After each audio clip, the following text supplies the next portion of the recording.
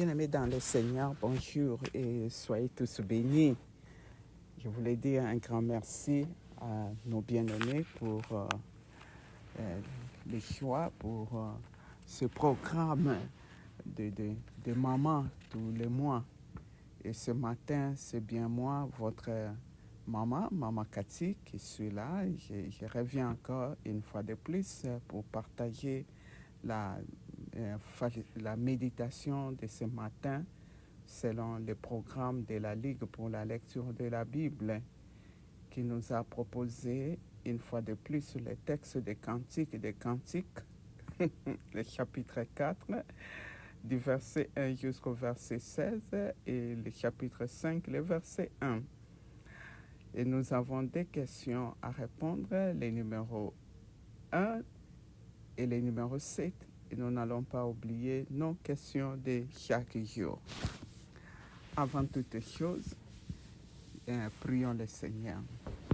Éternel notre Dieu, nous te sommes très reconnaissants pour ce beau moment, pour une journée de plus, pour les mois que les gens de ce monde nous ont confiés à nous les mamans, et tu nous donnes encore cette occasion de continuer l'une après l'autre jusqu'en ce jour du 22. Et nous savons que tu vas continuer avec toutes les mamans jusqu'à la fin de ce mois pour la facilitation. Maintenant, là, Seigneur, nous sommes devant toi pour t'écouter, parler-nous, que ton esprit nous soit rempli pour que nous comprenions cette parole. Et aide mes frères, mes sœurs, nous tous, pour que nous nous complétons, nous partageons, et tout cela pour ta gloire. Au nom de Jésus, nous t'avons ainsi prié. Amen. Lisons notre texte, c'est Cantique des Cantiques, le chapitre 4. Que tu es belle, mon ami, que tu es belle. Tes yeux sont des colombes derrière ton voile. Tes yeux sont comme un troupeau de chèvres suspendus au flanc de la montagne de Galade. Tes dents sont comme un troupeau de brebis tondues qui remontent de l'abreuvoir, toutes portent des jumeaux. Aucune d'elles n'est stérile. Tes lèvres sont comme un fil cramoisi et ta bouche est charmante. Ta joue est comme une moitié de grenade. Derrière ton voile, ton cou est comme la tour de David, bâtie pour être un arsenal. 1000 boucliers y sont suspendus, tous les boucliers de zéro. Tes dents et tes deux seins sont comme des pharaons, comme les jumeaux d'une gazelle, qui pèsent au milieu des lits. Avant que les jours se rafraîchissent et que les ombres fuient, j'irai à la montagne de la myrrhe et à la colonne de l'encens. Tu es toute belle, mon ami, et il n'y a point en toi de défaut. Viens avec moi du Liban, ma fiancée. Viens avec moi du Liban. Regarde du sommet de la manne,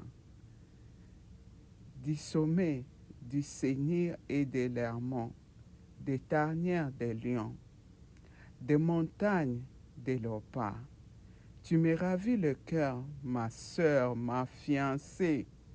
Tu me ravis le cœur par l'un de tes regards, par l'un des colliers de ton cou. Que de charme dans ton amour, ma sœur, ma fiancée, comme ton amour vaut mieux que le vin. Et combien tes parfums sont plus suaves que tous les aromates. Tes lèvres distillent le miel, ma fiancée. Il y a sous ta langue du miel et du lait, et l'odeur de tes vêtements est comme l'odeur du Liban. Tu es un jardin fermé, ma sœur, ma fiancée. Une source fermée, une fontaine scellée.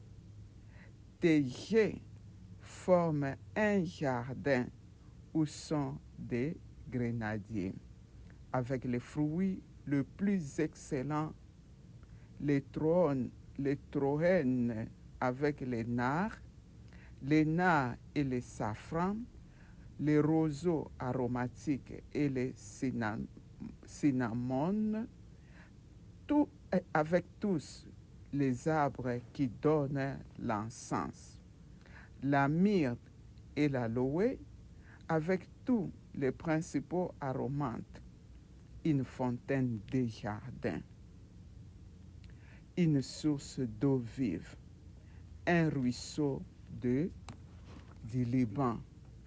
Lève-toi, Aquilon, viens au temps souffler sur mon jardin et que le parfum s'en exalte. Non, please, excusez-moi. Et que le parfum s'en exhale. Que mon bien-aimé entre dans son jardin et qu'il mange de ses fruits excellents. J'entre dans mon jardin, ma sœur, ma fiancée. Je cueille ma myrte avec mes aromates. Je mange mon rayon du miel avec mon miel. Je bois mon vin avec mon lait. Mangez, amis, buvez, enivrez-vous d'amour. C'est la parole du Seigneur. Nous voulons, je lis dans la version Louis II, et maintenant là, nous voulons répondre à nos deux questions.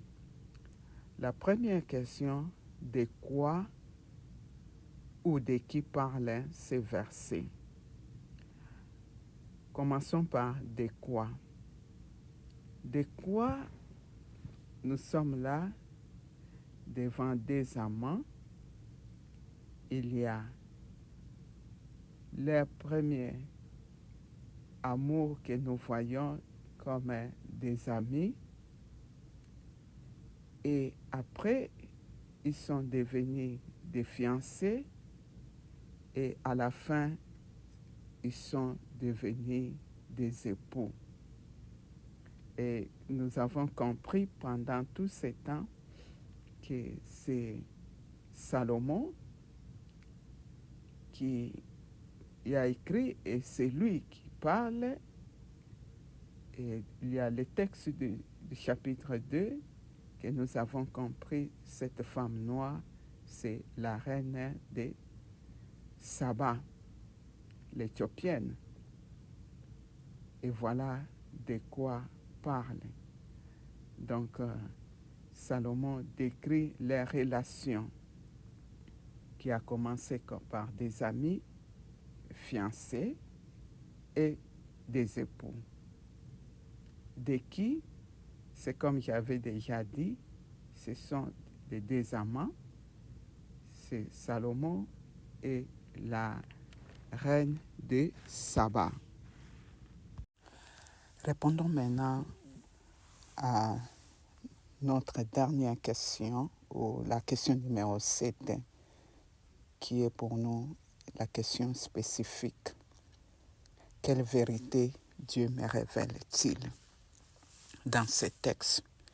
Mes frères, mes sœurs, il y a plusieurs vérités dans ces textes. Et comme nous le savons, nous sommes dans une école de formation, d'édification, de complément, de partage. Je vous en prie de continuer à partager. Personnellement, j'ai 4 vérités. La première vérité, je la trouve du verset 1 jusqu'au verset 7. c'est là où je vois l'éloge de l'ami sur la beauté de son amie. Excusez-moi. Comment il est en train de décrire toutes les merveilleuses parties de son amie, de la tête à la poitrine. Toutes ces parties, quand nous lisons, nous voyons qu'elles sont chères, elles sont reproductives ou fertiles, elles sont charmantes, elles sont fortes et elles sont lourdes ou, je dirais, grandes, à tel point que l'ami ou l'homme a envie de rester auprès d'elle pour l'admirer. La beauté, mes frères, mes sœurs, d'une femme, cette femme, pour nous, nous savons, ça représente l'Église. C'est vous et moi.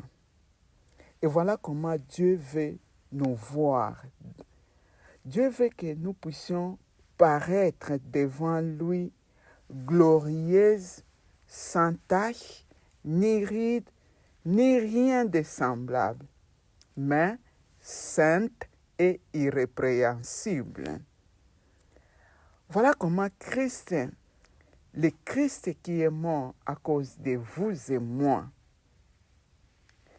nous qui sommes son Église, il nous a sanctifiés par sa parole, après avoir nous purifiés par le baptême, et il veut nous voir avec cette beauté. Mes frères, mes sœurs, est-ce que nous reconnaissons cela que nous sommes une beauté pour le Christ? Nous sommes une beauté. Nous qui avons reçu Christ comme Seigneur et Sauveur, nous sommes une beauté pour lui.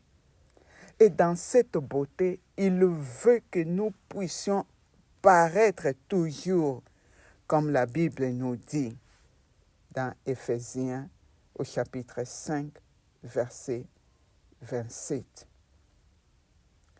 Nous devons paraître devant ces dieux sans tache, ni ride, ni rien de semblable, mais sainte et irrépréhensible, comme je l'avais dit. Et cela, c'est quelque chose, cette beauté est de l'intérieur.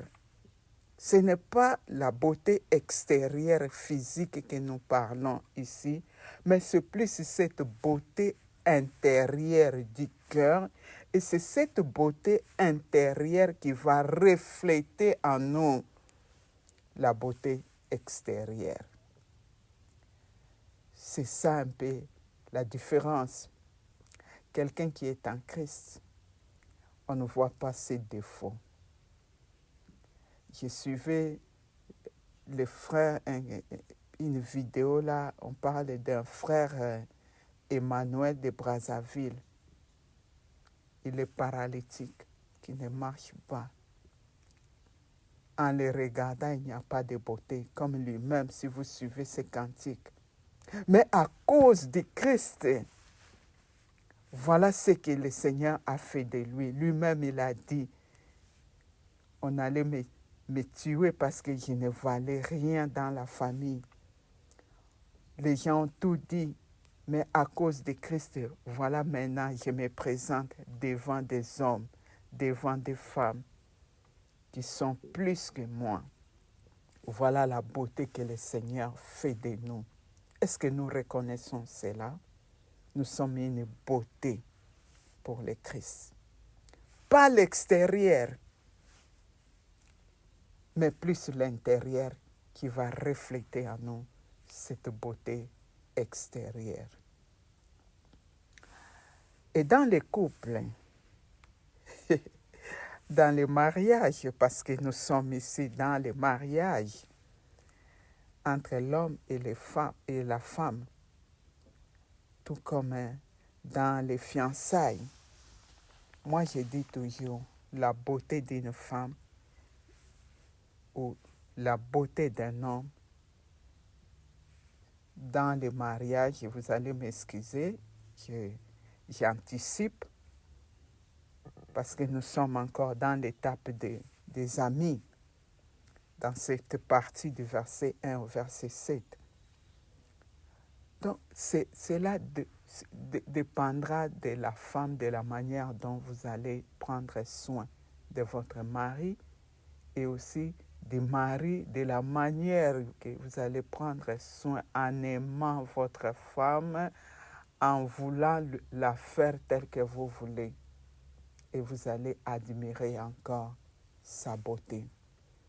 Comme nous voyons ici, comment nous comprenons, c'est Salomon qui est en train d'admirer la beauté de cette reine de Saba.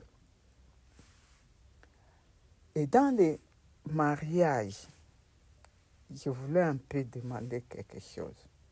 Comment est-ce que vous les hommes, vous surtout, parce que je suis une femme, vous admirez vos femmes, vous nous admirez? Combien de fois aviez-vous dit « je t'aime » à votre femme? Combien de fois vous avez dit « oh ma femme, tu es très jolie, tu es la plus belle de toutes les femmes ». Combien de fois? Combien de fois on apprécie même la femme qui porte une jolie robe, qui s'est bien habillée, et on a donné des éloges? Combien de fois? Combien de fois? Je vous l'ai dit, ça fait du bien quand un homme regarde sa femme et puis dit « oh, ma femme, en tout cas, tu es jolie. Qui a acheté cette robe? Je ne me rappelle plus. Qui a acheté cet habit? Je ne me rappelle plus quand est-ce que je l'avais acheté. » Ça fait du bien dans les mariages. Faites-les si vous ne le faites pas. Et nous également, les mamans, les femmes mariées, faites-les. Oh, mon chéri, je voulais... oh, mon chéri, tes cheveux, mon chéri, faites-les. Ça fait du bien dans les mariages. Et vous, les fiancés, commencez déjà à dire de telles paroles l'un et l'autre. Ça fait du bien dans les mariages. La beauté d'un homme ou d'une femme, c'est par rapport à celle ou à celui qui l'aime. La deuxième vérité, je vois cet appel, le verset 8 jusqu'au verset 12. Ici, Salomon ne l'appelle plus mon ami. Vous voyez la deuxième étape? C'est ma fiancée, ma sœur. Donc, ici, les relations n'est plus seulement une relation amicale, mais c'est une relation plus profonde.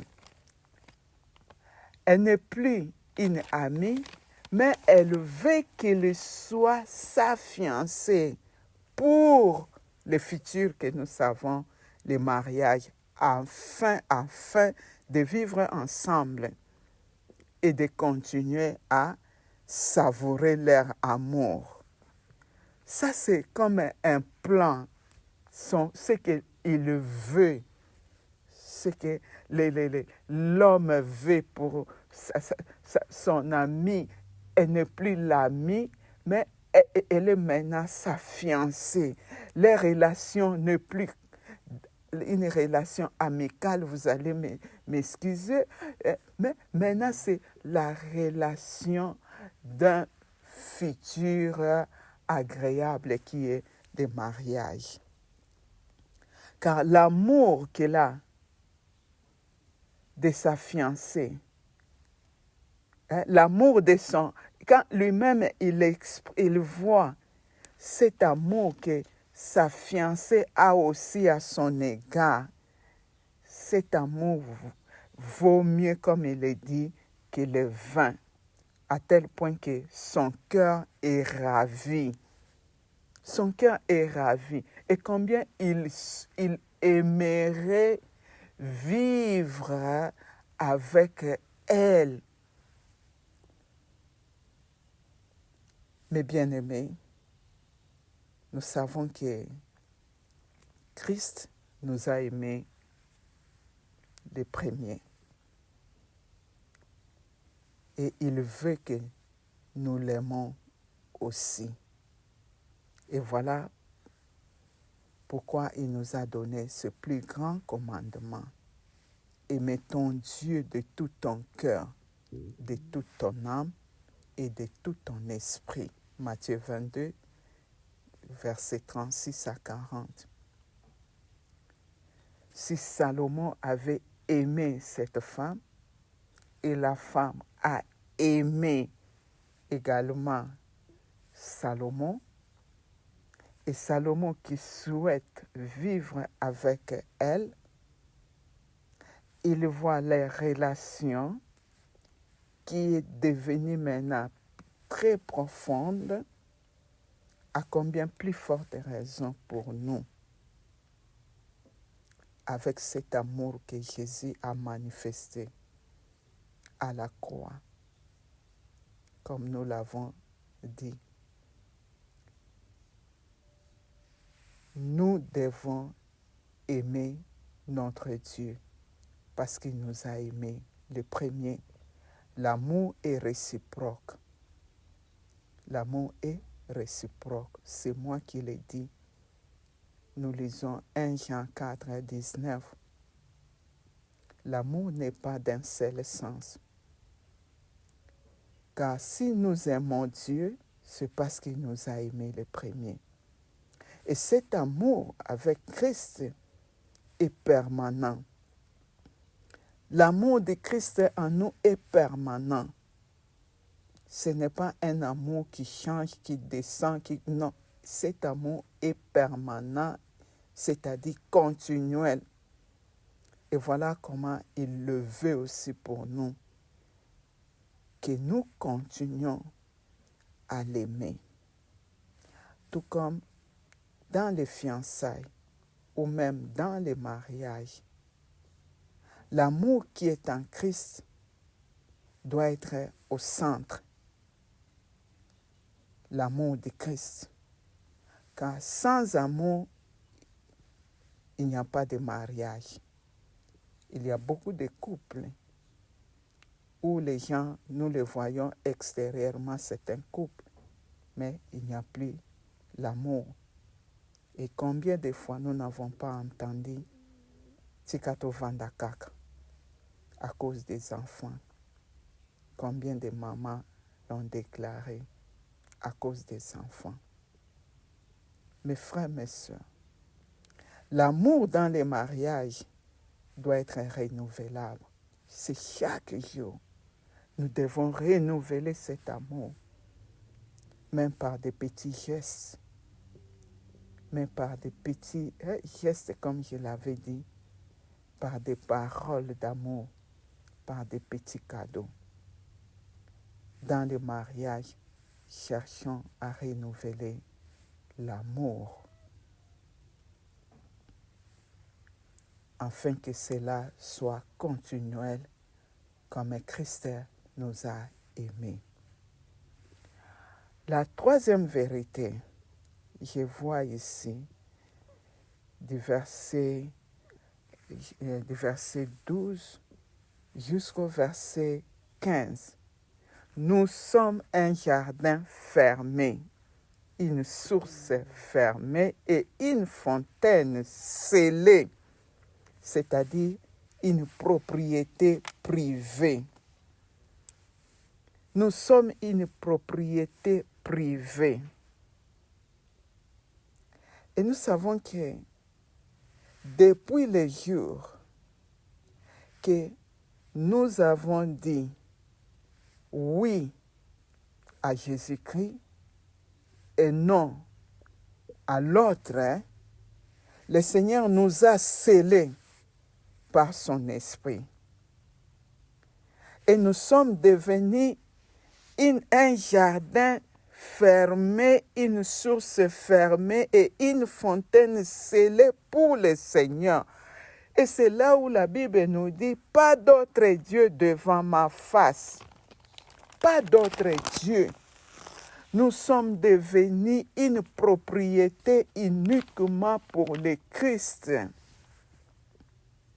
Et dans cette propriété, parce qu'il y a la fontaine qui est là, comme nous voyons ici, il y a une source d'eau, une fontaine de jardin, il y a une source d'eau vive, des ruisseaux qu'on compare des Liban. Vous voyez combien la fertilité est là, à tel point qu'il y a dans ces jardins scellés des arbres chers qui portent des fruits et des fruits en abondance. Voilà comment nous sommes pour le Seigneur. Si nos cœurs, dans notre cœur, Christ a pris la place, le Saint-Esprit en nous, il continue à jaillir, comme Jésus avait dit, comme des sources d'eau, comme des fleuves d'eau qui coulent. Et là, il n'y a que la fertilité. Et il y a comme des fruits. Nous porterons des fruits et des fruits en abondance, comme nous le voyons dans ces textes, avec les fruits les plus excellents. Voilà, ça c'est l'œuvre du Saint-Esprit en nous. Nous sommes unis. Un jardin privé, mes bien-aimés. Faisons attention, ne cherchons pas une propriété privée. Notre Dieu est très jaloux de nous parce qu'il nous lui appartient. Et si nous reconnaissons cela, manifestons aussi cet amour à l'égard de notre Dieu parce que nous lui appartenons. Et dans l'étape des fiançailles, tout comme dans le mariage, on est des jardins fermés.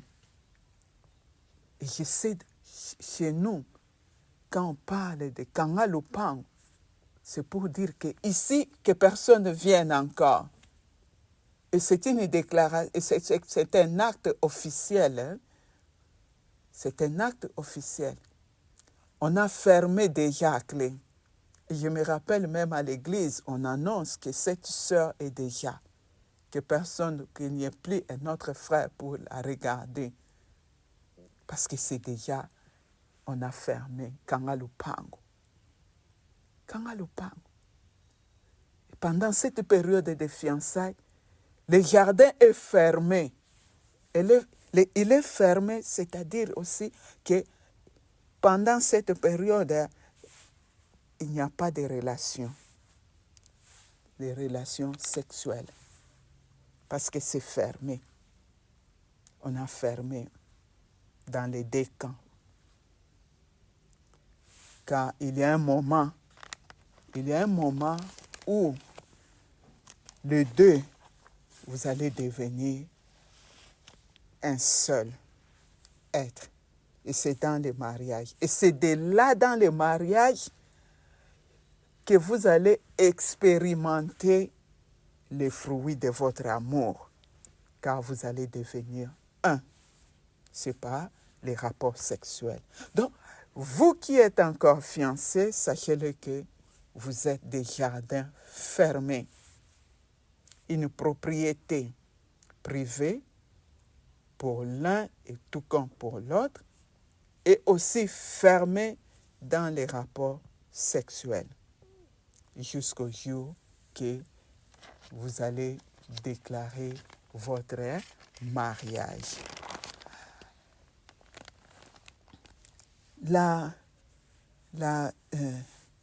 J'allais dire quelque chose. en ce qui concerne ici les jardins fermés, nous savons que dans ces jardins, en tant qu'enfant de Dieu, c'est là où aussi l'amour de Christ règne, comme nous avons parlé des fruits de l'esprit. Nous allons porter les fruits de l'esprit, Galates 5, 22. Ces fruits dans ces jardins fermés, on n'en trouve qu'en Christ. Ailleurs, ce ne sont que des copies.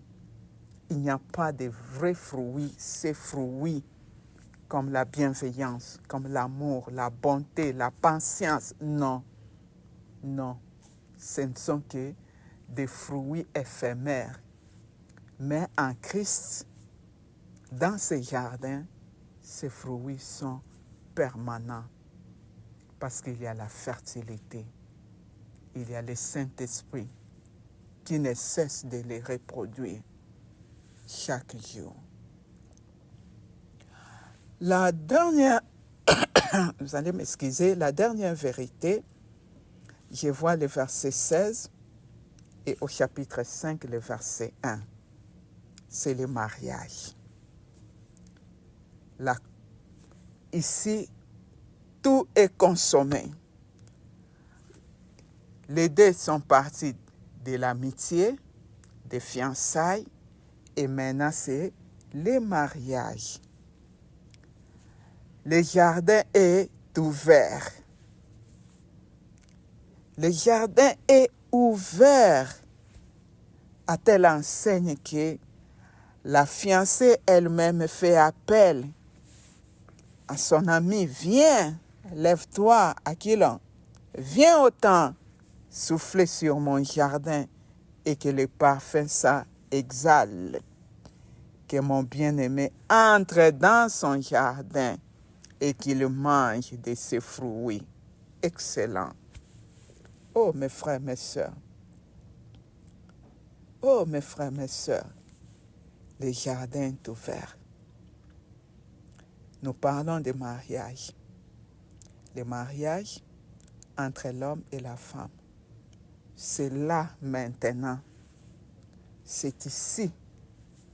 Désormais, l'homme et la femme vivent ensemble pour partager leur amour, pour partager et expérimenter les fruits de leur amour. C'est dans le mariage ici qu'il y a. Voilà. Ici, personne ne va s'occuper de vous. Personne. Et vous n'aurez même pas peur. Personne. Vous pouvez vous embrasser comme vous voulez. Personne. Vous allez faire tout ce que vous voulez. Personne. Mais dans les fiançailles, moi, je le dis toujours, même à mes enfants, faites ce que vous pouvez faire devant les parents. Ce que vous savez que vous n'allez pas faire, ne le faites pas. Ici, on peut dire, papa, maman, nous entrons. Parce que c'est la consommation, c'est le mariage. C'est le mariage. Et dans l'Église, nous, en tant que l'Église, c'est cette entrée éternelle dans les jardins. Quand le Christ viendra chercher son Église, l'Église viendra nous chercher. Il viendra nous chercher pour demeurer avec lui. C'est cette grande fête, la fête des noces. Et voilà, dans cette fête, la Bible nous dit, je bois mon vin avec mon lait. Oh, mangez, amis, buvez, enivrez-vous d'amour. Voilà les quatre vérités que j'ai voulu partager avec vous. Quel est le verset qui m'interpelle le plus? C'est le verset 8. C'est le verset qui m'interpelle, mes frères, mes sœurs. La Bible nous dit, viens avec moi du Liban, ma fiancée. Viens, c'est ce verbe, cet appel de Matthieu 11, 28. Ce verset m'interpelle ici dans notre texte de ces couples Nous commençons par les amis. Vous qui êtes encore dans cette étape, c'est-à-dire vous êtes en train de chercher, venez, Jésus vous appelle et je vais vous confirmer si c'est réellement c'est elle ou c'est lui. Venez à moi. Vous êtes troublés pour faire le choix. Beaucoup d'amis devant vous. Jésus dit, venez et je vais vous orienter. Et vous qui avez trouvé, vous êtes maintenant dans les fiançailles. Peut-être que vous êtes aussi troublé par manque d'argent. Vous ne savez pas comment faire. Et quand vous regardez la liste, Jésus dit, venez. Venez vers moi. Avec tous vos problèmes-là, moi je vais vous donner la solution. Il est le pourvoyeur pour vous aider dans votre mariage, pour votre mariage. Pendant cette période de fiançailles, parfois il y a des gens qui disent ceci, cela, oh voilà, voilà. Vous êtes parfois troublés, vous commencez à vous poser tant de questions. Est-ce que réellement c'est elle? J'ai déjà fait le kangalopin. J'ai déjà prononcé publiquement. Jésus dit, venez, venez, et je vais vous donner la solution. Et à nous qui sommes mariés, il y a toujours des conflits. Les conflits sont naturels, inévitables. Parfois, il y a des problèmes, même dans nos couples de frères pasteurs. Mais Jésus dit, venez, venez vers moi. Venez et je vais vous donner la solution. Car tout est entre les mains de notre Seigneur. Merci et soyez tous bénis. Prions le Seigneur. Éternel notre Dieu, nous voulons encore te dire un grand merci pour ce temps de ta parole que tu nous as parlé. Nous sommes là, Seigneur, nous savons que ton amour est incomparable, insondable. Ton amour envers nous. Et aide-nous que chaque jour, à tout moment, que nous continuions à t'aimer, Seigneur, car tu nous as aimés le premier. Et quand nous regardons de ce que tu as fait de nous, de ce que tu as fait de moi aujourd'hui, j'ai le salut, la vie éternelle, que personne ne peut m'arracher. Seigneur, pourquoi pas m'attacher à toi? Et voilà pourquoi je viens en toi, Seigneur. Je viens vers toi. Fais de moi ce que tu veux. Au nom de Jésus, j'ai ainsi prié. Amen. Merci et soyez tous bénis.